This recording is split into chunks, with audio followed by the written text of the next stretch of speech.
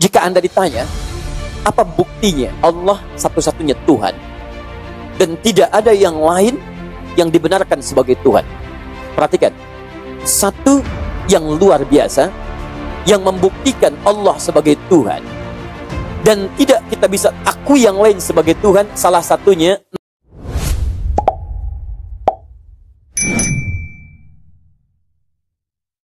fikih bahasa khusus membahas tentang tauhid. Ini satu resep saya berikan hari ini. Saya berikan satu rahasia penting dalam ilmu tauhid di bidang bahasanya. Saya bagi untuk kita saja hari ini. Ini rahasia sebetulnya. Baik. Jika Anda ditanya, apa buktinya Allah satu-satunya Tuhan dan tidak ada yang lain yang dibenarkan sebagai Tuhan? Perhatikan, satu yang luar biasa yang membuktikan Allah sebagai Tuhan dan tidak kita bisa akui yang lain sebagai Tuhan, salah satunya nampak pada penamaannya.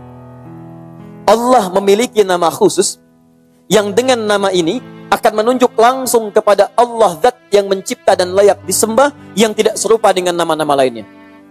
Apa di antara cirinya? Perhatikan baik-baik. Dan inilah jawaban dari Al-Quran ketika Nabi ditanya oleh masyarakat Quraisy pada saat itu.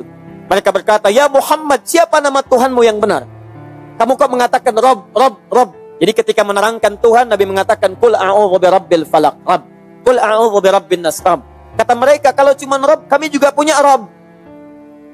Ini Lata, ini Azza, ini Manat, ini pun Rabb yang merawat kami, yang memberikan petunjuk pada kami. Rabb kamu siapa?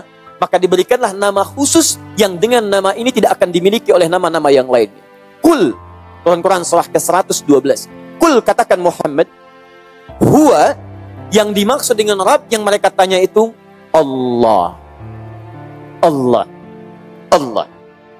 Tidak sekedar Allah, tapi diberikan sifat keutamaannya. Ahad. Qul huwallahu ahad. Masya Allah. Sekarang hari apa? Bukan. Jangan mengarang. Awas, kita sudah punya perjanjian di awal pertemuan kita. Kalau antum menyalahi ini, saya nggak akan datang lagi ke sini.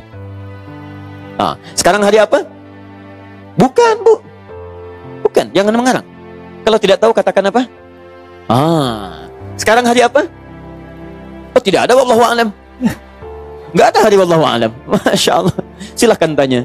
Al-yawm al-an, what day is it today? Wallahu a'lam. Masya Allah, nggak ada. Bingung orang. Baik. Nggak hafal hari. Masya Allah. Besok hari apa? Senin tuh, itu hafal. Baik, jadi sekarang hari apa? Bukan minggu. Nggak ada minggu. Nggak ada minggu. Minggu itu nanti dibawa. Nanti saya kisahkan tentang minggu kalau nanti ada waktunya cukup. Buka di kitabnya Risalah Ahlussunnah wal Jamaah karya Syekh Muhammad Hashim bin Asy'ari yang mendirikan Nahdlatul Ulama tanggal 31 Januari 1926. Beliau punya 19 kitab. Buka kitab keduanya, Risalah Ahlussunnah wal Jamaah. Halaman ke-14 paling kanan sebelah atas, paragraf pertama baris 5 sampai 7. Nanti di baris kelima pojok sebelah kiri sampai 7 kita nanti akan temukan kapan berubah jadi minggu salah satunya. Tayyib. Sekarang bukan hari Ahad, bukan minggu. Sekarang Al-Ahad. Ada alif lamnya. Cuman diserap ke dalam bahasa Indonesia, alnya hilang jadi Ahad. Gak pakai O. Oh, tidak. Ahad. Sama Senin, dari kata al-isnin, alnya hilang jadi isnin, diserap ke bahasa Indonesia jadi Senin. Sebetulnya banyak serapan ke dalam bahasa Indonesia dari bahasa Arab. Ya, Selasa dari thalatha, thulatha, Rabu dari arbi'a, Kamis dari khamis. Jadi diserap dari bahasa Arab ke bahasa Indonesia, banyak serapannya. Dan berita baiknya, itu sekitar 60 kosakata dalam 60% bahasa Indonesia itu, salah satunya banyak dari bahasa Arab. 60% kosakata bahasa kita itu banyak serapan dalam bahasa Arab. Jadi kalau orang Indonesia belajar bahasa Arab itu akan lebih cepat bisa dibandingkan dengan bangsa lainnya. Betul, Bu. Saya baru datang beberapa pekan dari Arab kemarin, itu saya lihat anak-anak kecil begini di Arab udah bisa bahasa Arab. Saking gampangnya. Tanya, lihat sini. Ada Ahad, ada Al-Ahad, itu berbeda. Saya jawab Ahad saja supaya kita lebih cepat sampai ke materi. Perhatikan gini, Ahad. Qul huwa, katakan Muhammad huwa, dia yang ditanya tentang sifat Rabb itu, dia yang ditanya tentang ketuhanan itu, dia yang diinginkan namanya diketahui Tuhan itu, huwa, dialah Allah, Ahad. namanya Allah, sifat Allahnya ahad. Apa artinya ahad? Tahan sebentar ya. Ada ahad, ada wahid, itu beda. Kalau wahid itu satu, tapi masih mungkin ada dua. Wahid, itsnain, thalatha, arba'a, khamsah, dan seterusnya. Kalau sudah wahid, pasti ada dua, ada tiga, dan seterusnya. Jelas? Tapi kalau sudah ahad, ahad itu artinya satu-satunya yang tidak akan pernah ada dua. Kurang tidak, lebih mustahil. Di satu tidak akan pernah ada duanya, tidak akan kurang dari itu. Paham? Baik, makanya ketika menyebutkan kalimat wahid dilekatkan kepada Allah, akan harus disambungkan dengan kata ilah sebelumnya. Tidak boleh berdiri sendiri. Quran surah kedua Al-Baqarah ayat 163 misal, paling bawah. Wa ilahukum ilahu wahid. Ketika ada kata wahid, ada ilah sebelumnya. Tapi kalau kata ahad, dia nggak ada masalah. Ahad cuma satu, nggak ada yang lain. Jadi tidak ada setelahnya, tidak ada kurang daripada itu. Perhatikan, sifat namanya saja ahad. Menunjuk pada zat yang satu, kalaupun dihilangkan setiap hurufnya, akan tetap menunjuk pada zat yang satu serupa. Yuk kita lihat baik-baik. Saya bandingkan ya. Allah, saya turunkan ke sini. Lihat baik-baik. Hilangkan satu huruf di sini, tutup oleh kita. Saya rubah kalimatnya begini. Pakai tasdid. Lillahi ma fis samawati wa ma fil ard. Begitu dihilangkan satu, tetap menunjuk pada yang sama, ahad. Saya hilangkan satu lagi, hilang tasdidnya. Lahu ma fis samawati wa ma fil ard. Lahu mulkus samawati wal ard. Masih menunjuk pada zat yang sama. Saya hilangkan lamnya satu, begini, jadi ha. Hu itu singkatan dari kata huwa. Singkatan dari huwa. Sebab kalau Anda berhenti pada kalimat huwa, berhenti di sini, maka wa-nya nggak dibaca, jadi hu. Contoh, Quran surah kedua Al-Baqarah ayat 255. Paling kiri pertengahan. Ayat kursi. Allahu la ilaha illa huwal hayyul qayyum. Anda berhenti pada kata huwa. Allahu la ilaha illa hu. Waqaf di sini. Hu. Singkatan dari kata huwa. Huwa. Masih menunjuk kepada ahad.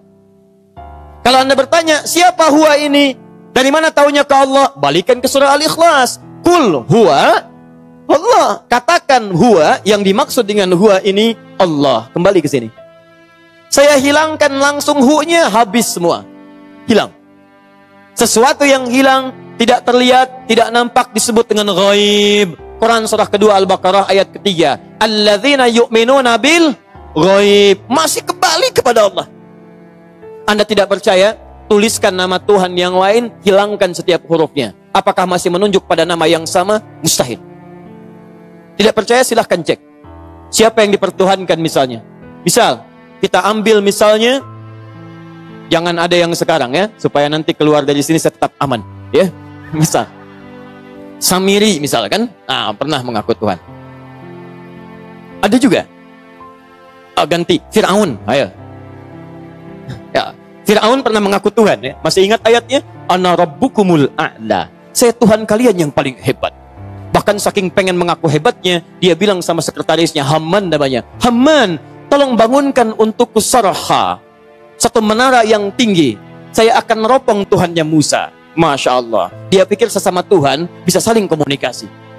Dia lupa bahwa sifatnya berbeda dengan Tuhan yang hak. Tayyib, Fir'aun mengaku Tuhan. Fir'aun. Masya Allah. Antum gak usah coba-coba mengaku Tuhan. Kalau sekarang ada yang mengaku Tuhan, katakan Anda terlambat. Karena sudah ada Fir'aun sebelumnya. Kalau ada yang mengaku Nabi, sampaikan sekarang Anda kurang hebat, kalah sama Fir'aun. Jadi sudah gak usah banyak menyaingi Fir'aun, karena Anda gak akan menang. Lihat, Fir'aun mengaku Tuhan, kita hilangkan salah satunya. Lihat baik-baik, F-nya kita hilangkan. Jadi apa namanya? Fir'aun. Masya Allah.